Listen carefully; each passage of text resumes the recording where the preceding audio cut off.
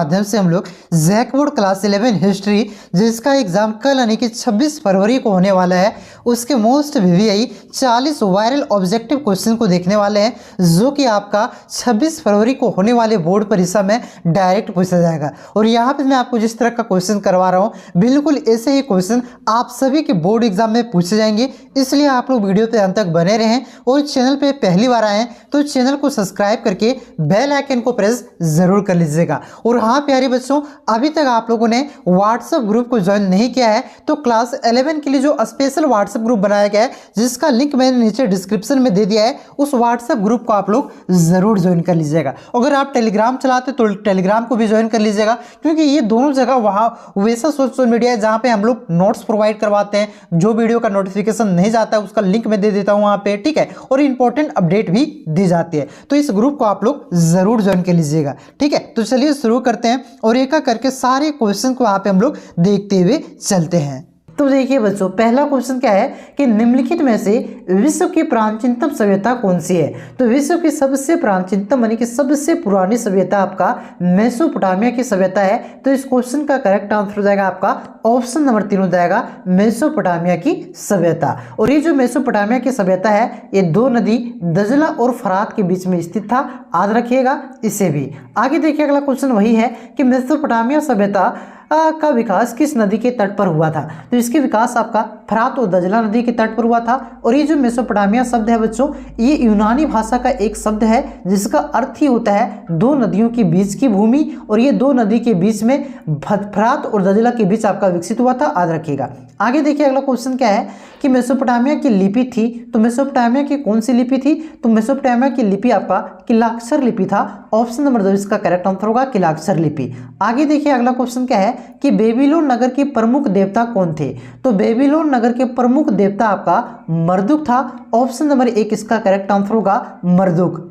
उसके बाद देखिए अगला क्वेश्चन आपका पांचवा क्वेश्चन क्या है कि किस नगर में वार्क शीर्ष मिला है। तो ये किस में मिला था। तो कई बार करवा चुके हैं आपको, उरुक में मिला है। ऑप्शन नंबर 1 इसका करेक्ट आंसर हो जाएगा उरुक। इससे पहले वाले क्वेश्चन तो बता ही दिए मैंने कि बेबीलोन नगर के प्रमुख देवता कौन थे। तो ये आपका मर्दुक थे, ठीक है। चलिए आगे देखिए अगला क्वेश्चन क्या दिया गया है बच्चों, क्वेश्चन नंबर 6 कि महाकाव्य गिल्गमेश कितनी पट्टिकाओं में लिखा गया है। तो जो महाकाव्य है आपका गिल्गमेश ये कितनी पट्टिकाओं में लिखा गया है। तो याद रखिएगा टोटल आपका 12 पट्टिकाओं में लिखा गया है। ऑप्शन नंबर 2 इसका करेक्ट आंसर होगा। आगे देखिए अगला क्वेश्चन क्या है कि मेसोपोटामिया में प्राचीन नगर अस्तित्व में आने लगा। तो मेसोपोटामिया में जो प्राचीन नगर है बच्चों ये कब से अस्तित्व में आने लगा था। तो ये आपका 3000 ईसा पूर्व से अस्तित्व में आने लगा था।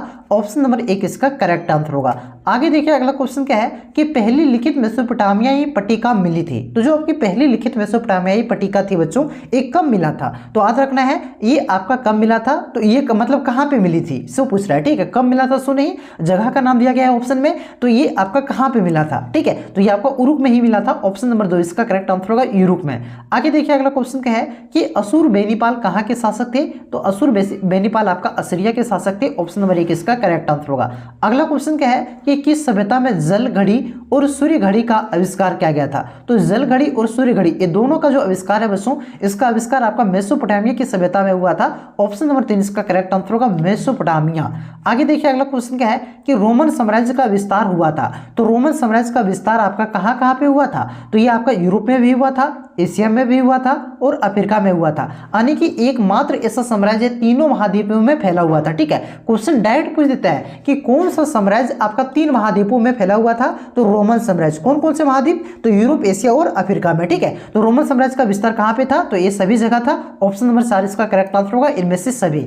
आगे देखिए क्वेश्चन नंबर 12 क्या है कि रोमन अर्थव्यवस्था मुख्य रूप से आधारित था। तो जो आपकी रोमन अर्थव्यवस्था है ये मुख्य रूप से किस पर आधारित था, ठीक है। तो ये आपका दास श्रम पर आधारित था। ऑप्शन नंबर 1 इसका करेक्ट आंसर हो जाएगा दास श्रम पर।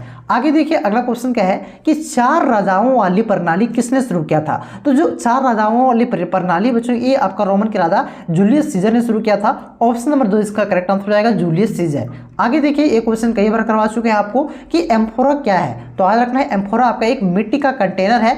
ऑप्शन नंबर 1 इसका करेक्ट आंसर होगा मिट्टी का कंटेनर। उसके बाद देखिए अगला क्वेश्चन क्या है कि ईसाई धर्म को रोम का राज धर्म किसने बनाया था। तो कई बार करवा चुके हैं, तो कंस्टेंटाइन, किसने? कंस्टेंटाइन ने आपका ईसाई धर्म को रोम का राजधर्म बनाया था। ऑप्शन नंबर 3 इसका करेक्ट आंसर होगा। आगे देखिए अगला क्वेश्चन क्या है कि किस रोमन शासक ने डोमिनियस एट डियस की उपाधि धारण किया था? तो जो आपका डोमिनस एट डियस की जो उपाधि है बच्चों, ये किस रोमन साम्राज्य ने सम्राट ने धारण किया था? ठीक है, तो याद रखना है इसका जो करेक्ट आंसर हो जाएगा 16 का आपका जूलियस सीजर। जूलियस सीजर जिसके नाम पर ही आपका जुलाई महीना पड़ा है, ठीक है, इन्होंने आपका डोमिनस एट डियस की उपाधि धारण किया था। ऑप्शन नंबर 1 इसका करेक्ट आंसर होगा। आगे देखिए अगला क्वेश्चन क्या है कि फेक्स रोमाना क्या है? तो कई बार करवा चुके हैं, एक प्रकार से आपका क्या है, आपका रोमन शांति है। ठीक है, ऑप्शन नंबर 1 इसका करेक्ट आंसर हो जाएगा रोमन शांति। उसके बाद देखिए अगला क्वेश्चन क्या है कि एकल परिवार क्या है? तो देखिए एकल परिवार उस परिवार को कहते हैं जिसमें क्या हो, एक पुरुष हो, उसकी पत्नी हो, उनके बच्चे हो, उसे क्या कहते हैं? एकल परिवार कहते हैं। तो एकल परिवार क्या हो जाएगा? पुरुष, उसकी पत्नी और उनके बच्चे। ठीक है, तो इस क्वेश्चन का करेक्ट आंसर होगा ऑप्शन नंबर 4, इनमें से सभी। आगे देखिए अगला क्वेश्चन क्या है कि गृह युद्ध का अर्थ है? तो गृह युद्ध का मतलब अर्थ क्या होता है? तो इसका अर्थ हो जाता है सशस्त्र विद्रोह। ऑप्शन नंबर 1 इसका करेक्ट आंसर हो जाएगा। आगे देखिए अगला क्वेश्चन क्या है कि 31 ईसा पूर्व में ऑक्टेवियन ने स्वयं को सम्राट नहीं बल्कि घोषित किया था। तो 31 ईसा पूर्व में ऑक्टेवियन ने स्वयं को सम्राट नहीं बल्कि क्या घोषित कर लिया था? तो ये आपका प्रिंस घोषित किया था। ठीक है, ऑप्शन नंबर 4 इसका करेक्ट आंसर होगा। आगे देखिए क्वेश्चन नंबर 21 क्या दिया गया है कि इस्लाम का उदय कब हुआ? तो इस्लाम का उदय आपका 7वीं शताब्दी में हुआ था। ऑप्शन नंबर 3 इसका करेक्ट आंसर होगा 7वीं शताब्दी। आगे देखिए अगला क्वेश्चन क्या है कि मोहम्मद साहब द्वारा मक्का छोड़कर मदीना जाने की घटना को क्या कहते हैं? तो अभी इससे पहले वाले वीडियो में मैंने थोड़ा सा क्वेश्चन घुमा करके था कि हिजरत क्या था? तो हिजरत था मोहम्मद साहब का मक्का छोड़कर के मदीना जाने की घटना को हिजरत कहा जाता था। ठीक है, तो वही क्वेश्चन यहाँ पे है कि मोहम्मद साहब का द्वारा कि मक्का छोड़कर मदीना जाने की घटना को क्या कहा जाता है? तो हिजरत कहा जाता है। ऑप्शन नंबर 2 इसका करेक्ट आंसर होगा। अगला क्वेश्चन क्या है कि किस खलीफा की हत्या कूफा के मस्जिद में हुई थी? तो किस खलीफा की हत्या आपका कूफा के मस्जिद में हुआ था? तो याद रखना है अली की हत्या आपका कूफा के मस्जिद में हुआ था। ऑप्शन नंबर 3 इसका करेक्ट आंसर हो जाएगा अली। आगे देखिए अगला क्वेश्चन क्या है कि मोहम्मद साहब का जन्म किस स्थान पर हुआ था? मोहम्मद साहब का जन्म कहां पे हुआ था भाई साहब? हाँ जी, मक्का में हुआ था। कहां पे? मक्का में। आगे देखिए अगला क्वेश्चन क्या दिया गया है कि निम्न में से कौन प्रथम धर्म युद्ध था? तो देखिए प्रथम धर्म युद्ध कौन से युद्ध को कहा जाता है? तो सीरिया में एंटीओक और जेरूसलम पर कब्जा। सीरिया में एंटीओक और जेरूसलम पर जब कब्जा होता है इसी को प्रथम धर्म युद्ध कहा जाता है। ऑप्शन नंबर 1 इसका करेक्ट आंसर होगा। आगे देखिए अगला क्वेश्चन क्या है कि खंदक का युद्ध हुआ था। तो खंदक का युद्ध कब हुआ था? तो ये आपका 627 ईसा पूर्व में हुआ था। ऑप्शन नंबर 4 इसका करेक्ट आंसर होगा 627 ईसा पूर्व में। देखिए धाकड़ तैयारी रात भर आपको वीडियो मिलने वाला है, बस आप लोग पढ़ाई कीजिए। एक ही दिन में तो क्या हुआ, एक ही दिन में 5 सब्जेक्ट लपेट देंगे जी, बात समझ रहे हो ना? बस आप लोग पढ़ते रहिए ना, टेंशन का कौन बात का है। आपको तो 3 ही सब्जेक्ट का कल एग्जाम देना है, हमको तो 5-5 सब्जेक्ट पढ़ाना है। तो कौन कौन subject? History, polity, geography, economics, sociology, ठीक है, और आपका हो गया और एक और सब्जेक्ट, हाँ 5 तो हो ही गया, 5 को ये पढ़ाना है। ठीक है, 5 को हमको पढ़ाना है, तुम लोग को 3 ही एग्जाम देना है। तो पढ़ने में क्या है, कंजूसी क्या करो, मारो तो धड़ाधड़ पढ़ते रहो यार, जो पढ़ाएंगे वही आएगा, उससे बाहर नहीं जाएगा, टेंशन मत लो। और अभी 1-2 वीडियो हिस्ट्री का 2 वीडियो और आएगा, उसको जरूर देखना है। ठीक है, चलिए क्वेश्चन क्या है कि मोहम्मद साहब ने जोड़ दिया था। तो मोहम्मद साहब ने किस प्रकार की आपका वाद पर जोड़ दिया था? तो इन्होंने एकेश्वरवाद पर जोड़ दिया था, यानी कि ईश्वर एक है। ठीक है, ऑप्शन नंबर 1 इसका करेक्ट आंसर होगा। आगे देखिए अगला क्वेश्चन क्या है कि किस सूफी संत ने फना होने का उपदेश दिया था? तो किसने दिया था? तो ये आपका बयाजिद बिस्तामी, किसने? बयाजिद बिस्तामी ने आपका फना होने का आपका क्या दिया था? उपदेश दिया था। ठीक है, ऑप्शन नंबर 2 इसका करेक्ट आंसर होगा। आगे देखिए अगला क्वेश्चन क्या है, क्वेश्चन नंबर 29 कि गैर मुसलमानों को क्या कहा जाता था? तो गैर मुसलमानों को जिम्मी कहा जाता था। क्या कहा जाता था? जिम्मी कहा जाता था। ऑप्शन नंबर 3 इसका करेक्ट आंसर होगा जिम्मी।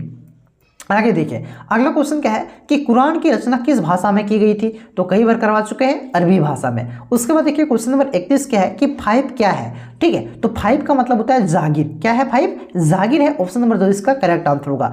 उसके बाद देखिए अगला क्वेश्चन क्या है कि ईसाई धर्म का प्रथम पोप किसे माना जाता है? तो ईसाई धर्म का जो प्रथम पोप है बच्चों, ये आपका ग्रेगरी को माना जाता है, और इसी के नाम पर कैलेंडर है, नहीं कहते ग्रेगरी कैलेंडर। ठीक है, तो इसी के नाम पर कैलेंडर है अंग्रेजों का, तो इसे ऑप्शन नंबर 3 इसका करेक्ट आंसर होगा ग्रेगरी।